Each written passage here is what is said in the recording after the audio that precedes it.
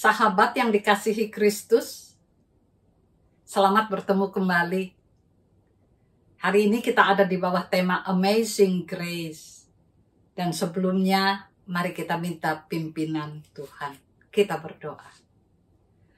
Bapa yang Maha Pengasih, bukalah hati dan pikiran kami, sehingga firman Tuhan tinggal dan berkuasa dalam hidup kami. Dipuji dan dimuliakanlah nama Tuhan. Dan ajari hamba-Mu dalam segala kelemahannya, supaya boleh dipakai menjadi alat untuk menyampaikan kabar baik yang dari Tuhan. Kami serahkan doa ini di dalam nama Tuhan kami, Yesus Kristus. Amin. Sahabat yang dikasihi Kristus, kita akan mulai apa yang menjadi refleksi kita dengan pengalaman sang penulis Amazing Grace. John Newton namanya. Seorang bocah yang pada usia 7 tahun sudah kehilangan ibunya. Seorang wanita yang sangat religius dan selalu mengajari John Newton untuk ke gereja dan beribadah. Sayang, sebelum ia berusia 7 tahun ibunya meninggal dunia. Lalu dia ikut ayahnya. Laki-laki yang keras, pelaut, yang kemudian menikah lagi dan membuat John Newton melarikan diri beberapa kali dari rumahnya. Sampai waktu remaja dia sadar bahwa dia hanya bisa hidup ketika ikut menjadi pelaut bersama ayahnya. Dan dia jadi pelaut. Tahun demi tahun membawanya pada akhirnya menjadi seorang pedagang budak, sebab pada waktu itu mulai populer perdagangan budak dan memberi keuntungan yang banyak. John Newton jadi pedagang budak yang kejam, keras, tanpa bela rasa dan barangkali belas kasihan menghilang dari dirinya. Sampai satu malam yang penuh dengan badai, John Newton di kabinnya membaca sebuah buku, Imitation of Christ, karya Thomas Kempis. Dia terus membaca dan terpaku pada apa yang ada menjadi isi dari buku itu. Sesudah selesai membacanya, beberapa waktu kemudian, John Newton turun ke darat dan bekerja di sekitar pelabuhan. Dia tidak naik lagi jadi pelaut atau pedagang budak. Tahun demi tahun membawanya sampai ia sadar. Ia ingin jadi hamba Tuhan dan dia kemudian masuk sekolah Alkitab dan menjadi pendeta. John Newton dalam perjalanan pelayanannya mengarang lagu ini, Amazing Grace, anugerah yang ajaib, yang menakjubkan.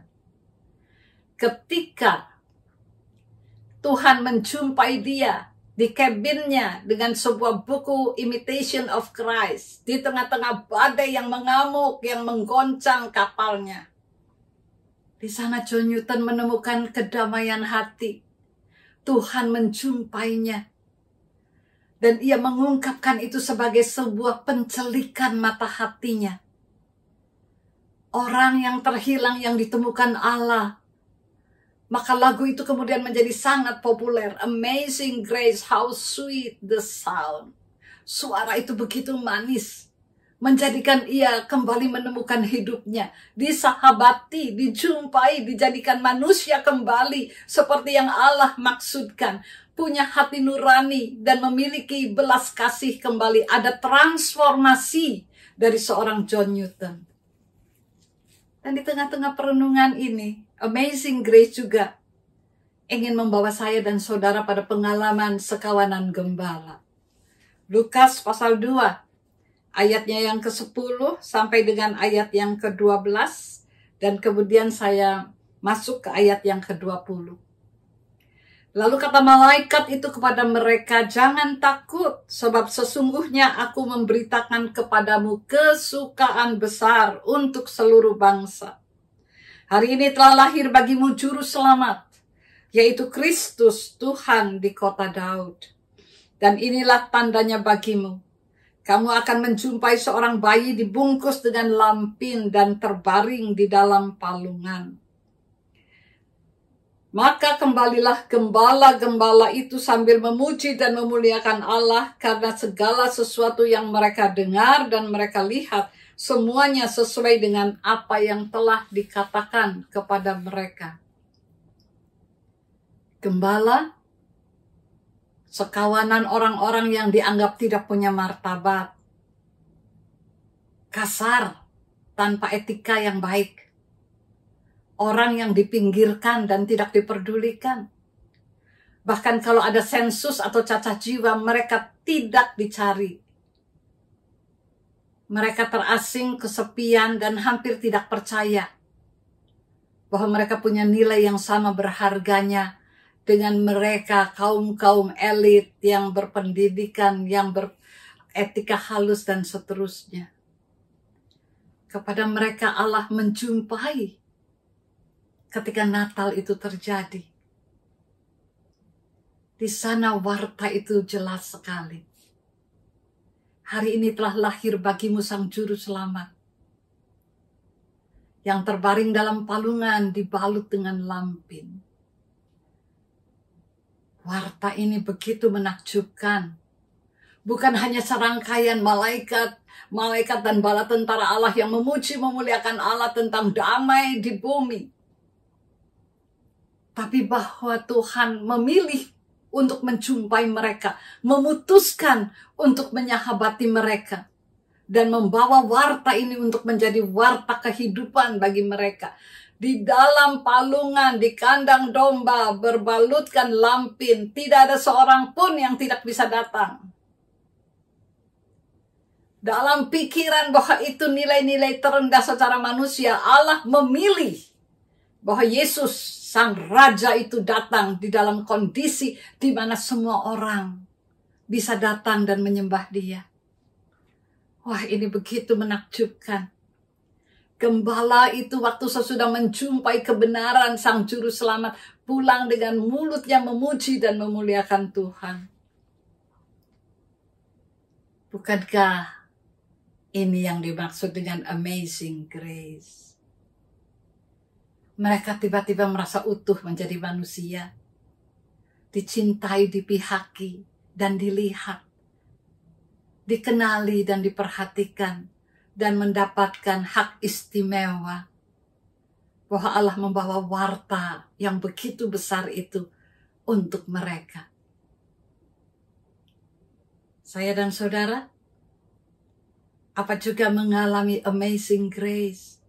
Tuhan menyapa hidup kita, menjadikan kita kembali menemukan semangat hidup, menemukan nilai-nilai diri kita.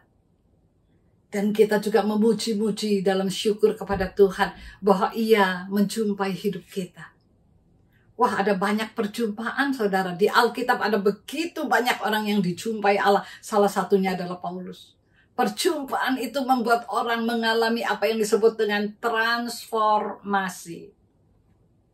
Gembala-gembala juga mengalami transformasi. Sebuah proses perubahan dalam dirinya, bukan orang yang murung dan merasa tanpa harga, tanpa nilai, tetapi seorang manusia yang utuh, dipulihkan, berharga karena Allah menghargai dan datang melawat hidup mereka. Maka mari masuk dalam refleksi kita. Ketika kita ingin memaknai kembali makna Natal, semangat Natal, Allah memutuskan untuk datang menjumpai saya dan saudara juga. Rich Miller katakan, Natal bukanlah memperindah atau membuat bulan Desembermu meriah, tapi Natal adalah mendatangi engkau untuk sebuah transformasi diri. Kalau kita bahagia dijumpai Tuhan, pasti kita berubah. Ada berbagai gelombang hidup menimpa kita. Tapi kita tahu, Dia menyahabati kita, melihat kita, dan menyapa kita dengan warta itu. Juru Selamat itu datang untukmu juga. Maka penyembahan kepada Sang Juru Selamat, sebab kita berada dalam proses transformasi, pemulihan, yang membuat kita mengubah sikap kita. Tidak lagi kasar, tidak lagi dianggap tidak bermartabat, tetapi menjalankan yang dipercaya Tuhan dengan pekerjaan, pelayanan, masalah-masalah kita, dan kita hadapi dengan memuji dan memuliakan Allah. Sebab orang yang dicintai akan merasa menjadi luar biasa istimewa. Natal katanya bukan orang yang mencari-cari apa itu cinta, tapi Natal adalah orang yang siap untuk menjadi seperti berita Natal. Allah memberi cinta melalui apa yang disebut dengan lawatan kasih-Nya. Tuhan memberkati kita. Amin.